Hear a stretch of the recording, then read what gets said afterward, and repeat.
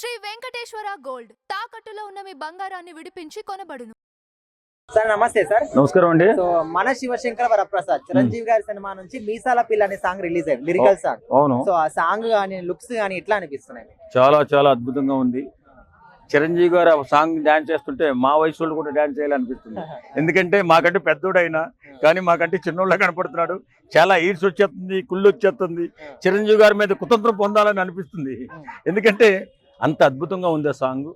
నిజంగా చిరంజీవి గారు చాలా స్టైలిష్ గా, చాలా అందంగా, చాలా చాలా చాలా చాలా బాగుంది ఆ సాంగ్. సార్ మరి ఆ లుక్స్ పైన ఇప్పుడు కొంచెం ట్రోలింగ్ జరుగుతుంది. ఈ ఏజ్ లో కూడా ఇట్లాంటి క్యారెక్టర్లు తీసుకోవడం ఏంటి, అంత ఇంకా చూపించడం ఏంటి, అసలు బాగాలేదని కూడా కొంతమంది అంటున్నారు. ట్రోలింగ్ ఆ ఈర్ష్యతో వస్తున్న ట్రోలింగ్ అది. అంత అందంగా ఉన్నాడు, అంత అందంగా చూపిస్తున్నాడు అనిల్ రావుపూడి గారు అని చెప్పి ఈర్ష్య, కుళ్ళు, కుతత్వం. నాకు వచ్చిన స్వార్థమే వాళ్ళకు వచ్చింది. కాకపోతే నాకు ప్రేమతో వచ్చింది, వాళ్ళకి ఈర్ష్యతో వచ్చింది. కాబట్టి చిరంజీవి గారిని చూసి ఈర్ష్యపడ్డాడంటే వాడు పనికిమాలిన దరిద్రుడే వాస్తవంగా. ఎందుకంటే చిరంజీవి గారు ఈ వయసులో కూడా ఎంటర్టైన్మెంట్ ఇస్తున్నారంటే ఆయన గొప్పతనం. ఆయన నిజంగా చెప్పాలంటే ఈ వయసులో అలా చేయడం చాలా కష్టం అబ్బా. అంటే బాలయ్య బాబు గారు కానీ, రజనీకాంత్ గారు కానీ అట్లా ఏజ్ తగ్గట్టు క్యారెక్టర్లు చూసుకోవచ్చు కదా, ఈ విధంగా అవసరం. అందరూ బాలయ్య బాబులో చేసి అందరూ రజనీకాంత్ లో చేస్తే చిరంజీవి కూడా చేస్తాడు. నేను చేయాలా? తిక్క మాటలు తిక్క పనులు కాకపోతే ఒకటి చెప్తున్నా నేను. చిరంజీవి నయనతార బాగుంది, సరైన జోడి. చాలా చాలా బాగుంది. అదే చెప్తున్నాను కదా, ఈర్ష్యొస్తుంది చిరంజీవి గారి డాన్స్ చూసాను చెప్పి. చాలా చక్కగా, చాలా అద్భుతంగా, చాలా చాలా చాలా మనసుకు ఆహ్లాదంగా. ఆ సాంగ్ కూడా యుక్త వయసులో ఉన్నప్పుడు కొంతమంది ఎటకారం వాడుతుంటారు. చిన్న అంటే వరుస అయిన వాళ్ళని, వరుస అయినటువంటి ఆడపిల్లని యుక్త వయసులో ఉన్నటువంటి జెంట్స్, యుక్త వయసులో ఉన్న అమ్మాయిలు ఎటకారం ఆడుతున్నట్టుగా చాలా ఆనందంగా ఉంది ఆ సాంగ్. ఆ సాంగ్ చూస్తుంటే నేను పూర్వం 20 సంవత్సరాల వయసులో ఉన్నప్పుడు నేను ఎలా ఉన్నానో అలా అనిపించింది. సార్ ఇప్పుడు జస్ట్ లిరికల్ సాంగ్ చూసిన తర్వాతనే కొంతమంది ఒపీనియన్ గా చెప్పేస్తున్నారు ఓపెన్ గా. ఇప్పటి వరకు అనిల్ రావిపూడి గారి కెరీర్ లో ఒక్క డౌన్ ఫాల్ లేదు, ఈ సినిమా వల్ల తప్పదేమో అని కూడా కొంతమంది అంటున్నారు. ఏడ్చేవాడు ఏడని, నవ్వేవాడు నవ్వని సాంగ్ ఒకటి ఉంది. ఏడ్చేవాడు ఎప్పుడు ఏడుస్తూ ఉంటాడు. వాడు బతుకంటే జీవితంలో ఎప్పుడు మారడు, వాడికి భవిష్యత్తు ఉండదు. ఏడ్చేవాడు ఎప్పుడు ఏడ్చేవాడికి భవిష్యత్తు ఉండదు. అది మన సనాతన ధర్మంలో కూడా ఉంది.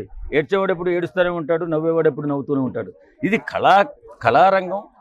ఒక సినిమాలో చేస్తున్నటువంటి ఈ ఎంటర్టైన్మెంటు అలరించడం కోసం సాంగ్స్ కానీ, ఫైట్స్ కానీ, అలాగే కామెడీ కానీ పండించుతూ ఒక బ్రహ్మాండమైన సినిమాను చేస్తూ విజయ పరంపరలో ఉన్నటువంటి మన అనిల్ రావుపూడి గారిని కూడా తక్కువ చేసి మాట్లాడడం అంటే వీళ్ళ మనస్తత్వం ఎంత నీచమైందో ఒకసారి అర్థమవుతుంది. ఇప్పుడు లాస్ట్ ఇయర్ సంక్రాంతికి వెంకటేష్ గారితో దుమ్ము లేపిండు, ఈసారి ఎట్లా ఉండబోతుంది? బంపర్ ఎగుతుంది ఈసారి, పంపర్ ఎగుతుంది అనమాట.